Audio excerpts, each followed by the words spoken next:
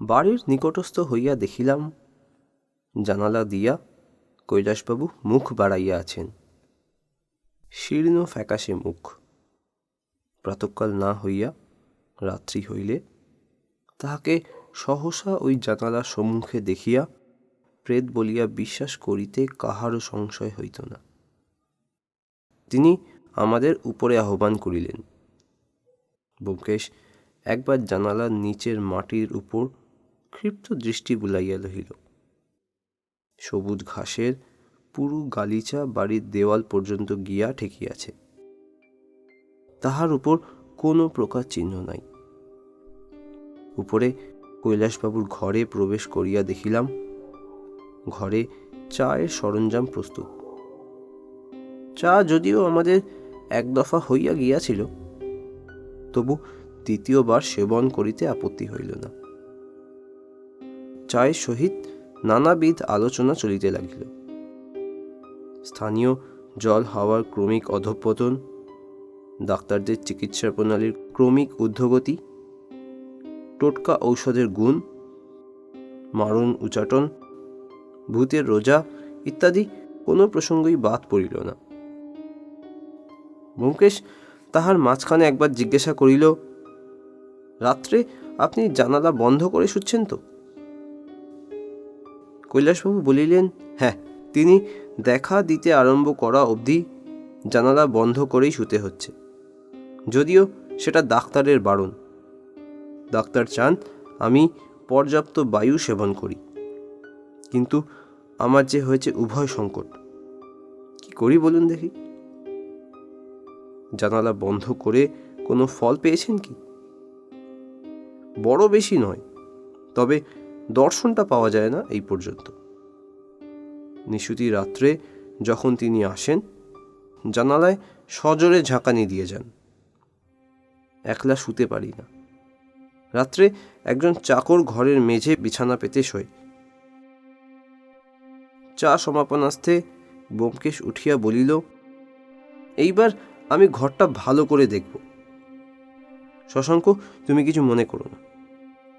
তোমাদের অর্থাৎ পুলিশের কর্মদক্ষতা সম্বন্ধে আমি কটাক্ষ করছি না,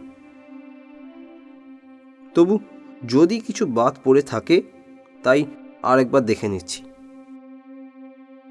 শশাঙ্কবাবু একটা বাঁকা সুরে বলিলেন, তা বেশ, নাও, কিন্তু এতদিন পরে যদি বৈকুণ্ঠবাবুর হত্যাকারীর কোনো চিহ্ন বার করতে পারো, তাহলে বুঝবো তুমি জাদুকর। ব্যোমকেশ হাসিল। তাই বুঝো, কিন্তু সে যাক। বৈকুণ্ঠবাবুর মৃত্যুর দিন এ ঘরে কোনো আসবাবই ছিল না। বলেছি তো, মাটিতে পাতা বিছানা, জলের ঘড়া আর পানের বাটা ছাড়া আর কিছুই ছিল না। হ্যাঁ, একটা তামার কান খুশকিও পাওয়া গিয়েছিল। বেশ, আপনারা তাহলে গল্প করুন। আমি আপনাদের কোনো রকম বিঘ্ন করব না, কেবল ঘরময় ঘুরে বেরোবো মাত্র। অতঃপর ব্যোমকেশ ঘরের চারিদিকে পরিক্রমণ করিতে আরম্ভ করিল।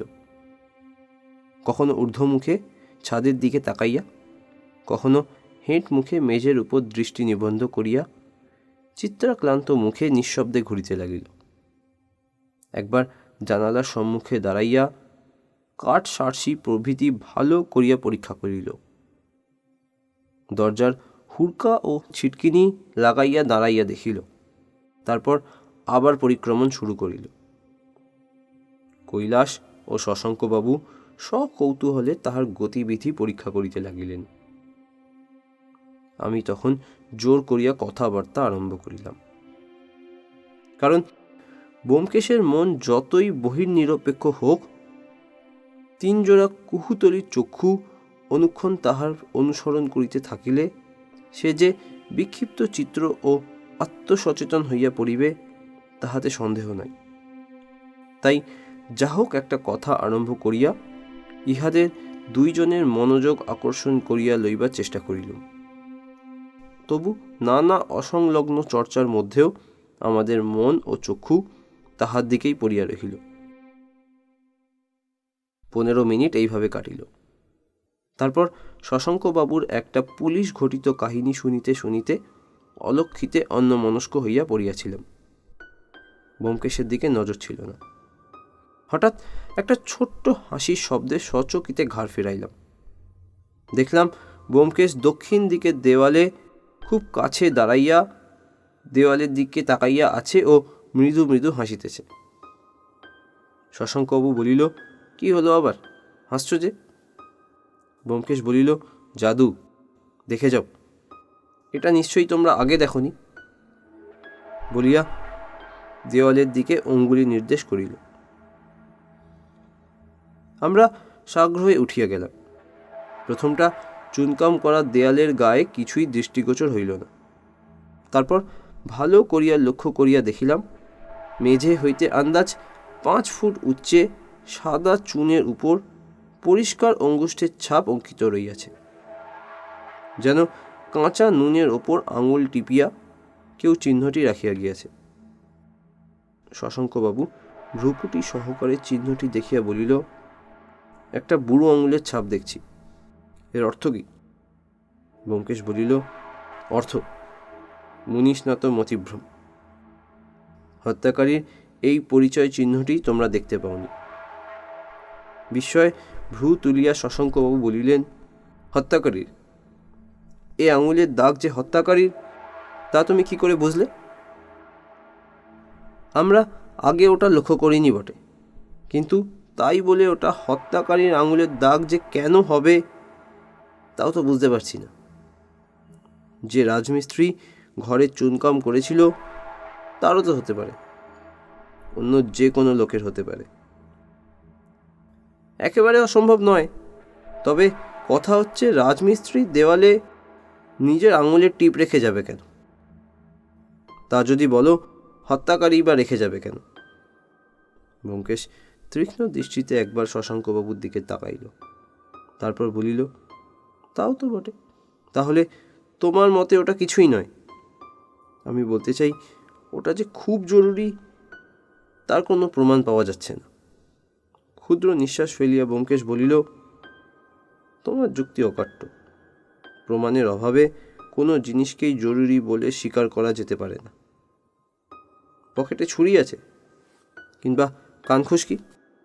ছুরি আছে কেন? অপ্রসন্ন মুখে শশাঙ্কবাবু ছুরি বাহির করিয়া দিলেন।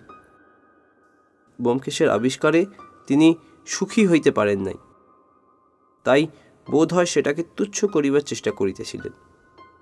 কিন্তু তবু তাহার মনোভাব নেহাত অযৌক্তিক বলিয়া বোধ হইল না। দেয়ালের গায়ে একটা আঙুলের চিহ্ন, কবে কাহার দ্বারা অঙ্কিত হইয়াছে কিছুই জানা নাই। হত্যাকাণ্ডের রহস্য সমাধানে ইহার মূল্য কি? এবং যদি উহা হত্যাকারীরই হয়, তাহা হইলেই বা লাভ কি হবে? কে হত্যাকারী তাহাই যখন জানা নাই, তখন এই আঙুলের টিপ কোন কাজে লাগিবে তাহা আমিও বুঝিতে পারিলাম না। ব্যোমকেশ কিন্তু ছুরি দিয়া চিহ্নটির চারিধারে দাগ কাটিতে আরম্ভ করিল। অতি সন্তর্পণে চুন বালি আলগা করিয়া ছুরির নখ দিয়া একটু চাপ দিতেই টিপ চিহ্ন সমেত খানিকটা প্লাস্টার বাহির হইয়া আসিল। ব্যোমকেশ সেটি সযত্নে রুমালে জড়াইয়া পকেটে রাখিয়া কৈলাসবাবুকে বলিল, আপনার ঘরের দেওয়াল কুশ্রী করে দিলাম, দয়া করে একটু চুন সুরকি দিয়ে গর্তটা ভরাট করিয়ে নেবেন। তারপর শশাঙ্কবাবুকে বলিল, চলো শশাঙ্ক, এখনকার কাজ আপাতত আমাদের শেষ হয়েছে।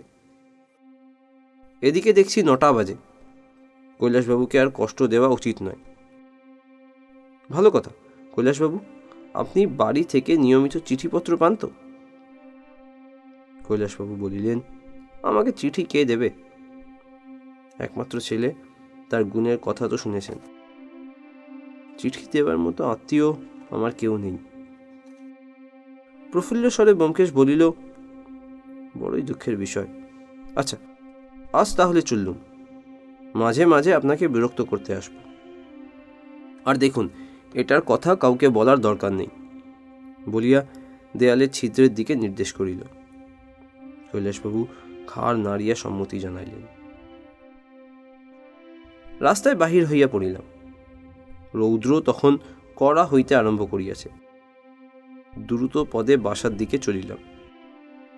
হঠাৎ শশাঙ্কবাবু জিজ্ঞাসা করিলেন, ব্যোমকেশ, ওই আঙুলের দাগটা সম্বন্ধে তোমার সত্যিকার ধারণা কি বলো তো? ব্যোমকেশ বলিল, আমার ধারণা তো বলেছি, ওটা হত্যাকারীর আঙুলের দাগ। অধীরভাবে শশাঙ্কবাবু বলিলেন, কিন্তু এ যে তোমার জবরদস্তি। হত্যাকারী কে তার নামগন্ধও জানা নেই, অথচ তুমি বলে বসলে ওটা হত্যাকারী। একটা সঙ্গত কারণ দেখানো চাইতো। কি রকম সঙ্গত কারণ তুমি দেখতে চাও? শশাঙ্কবাবুর কণ্ঠের বিরক্তি আর চাপা রহিল না। তিনি বলিয়া উঠিলেন, আমি কিছুই দেখতে চাই না। আমার মনে হয় তুমি নিছক ছেলে মানুষই করছো। অবশ্য তোমার দোষ নেই। তুমি ভাবছো বাংলাদেশে যে প্রথায় অনুসন্ধান চলে এদেশেও বুঝি তাই চলবে। এটা তোমার ভুল।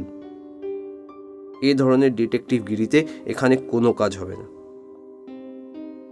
ব্যোমকেশ বলিল, ভাই, আমার ডিটেকটিভ বিদ্যে কাজে লাগাবার জন্য আমি তোমার কাছে আসিনি, বরং ওটাকে একটু বিশ্রাম দেবার জন্যই এসেছি। তুমি যদি মনে করো এ ব্যাপারে আমার হস্তক্ষেপ করবার দরকার নেই, তাহলে তো আমি নিষ্কৃতি পেয়ে বেঁচে যাই।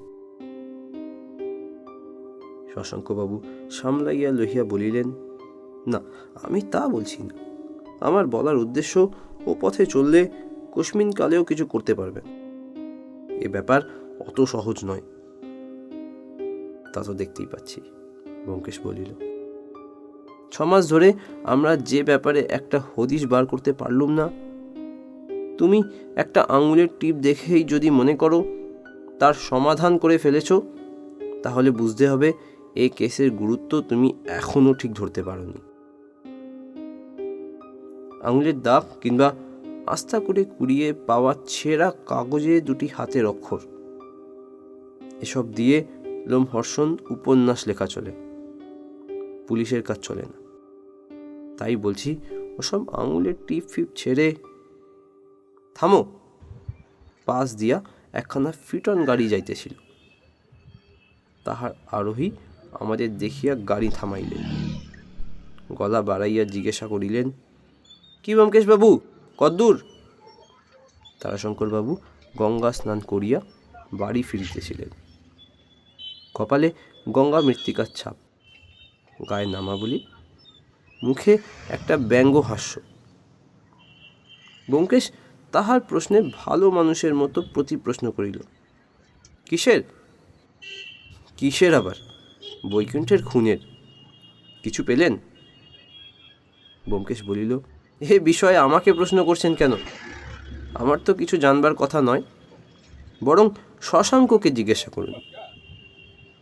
তারাশঙ্করবাবু বাম ভ্রু ঈষৎ তুলিয়া বলিলেন, কিন্তু শুনেছিলুম যেন আপনিই নতুন করে এ কেসের তদন্ত করবার ভার পেয়েছেন। তা সে যা হোক, শশাঙ্কবাবু, খবর কি? নতুন কিছু আবিষ্কার হইল? শশাঙ্কবাবু নীরস কণ্ঠে বলিলেন, আবিষ্কার হলেও পুলিশের গোপন কথা সাধারণে প্রকাশ করবার অধিকার আমার নেই। আর ওটা আপনি ভুল শুনেছেন। ব্যোমকেশ আমার বন্ধু, মুঙ্গেরে বেড়াতে এসেছে। তদন্তের সঙ্গে তার কোনো সংসর্গ নাই। পুলিশের সহিত উকিলের প্রণয় এ জগতে বড়ই দুর্লভ। দেখিলাম তারাশঙ্করবাবু ও শশাঙ্কবাবুর মধ্যে ভালোবাসা নাই। তারাশঙ্করবাবু কণ্ঠস্বরে অনেকখানি মধু ঢালিয়া দিয়া বলিলেন, বেশ বেশ, তাহলে কিছুই পারেননি। আপনাদের দ্বারা যে এর বেশি হবে না তা আগেই আন্দাজ করেছিল। ড্রাইভার, হাঁকো। তারাশঙ্করবাবুর ফিটন বাহির হইয়া গেল। শশাঙ্কবাবু কটমট চোখে সেই দিকে তাকাইয়া অস্ফুট স্বরে যাহা বলিলেন, তাহা প্রিয় সম্ভাষণ নয়। ভিতরে ভিতরে সকলেরই মেজাজ রুক্ষ হইয়া উঠিয়াছিল।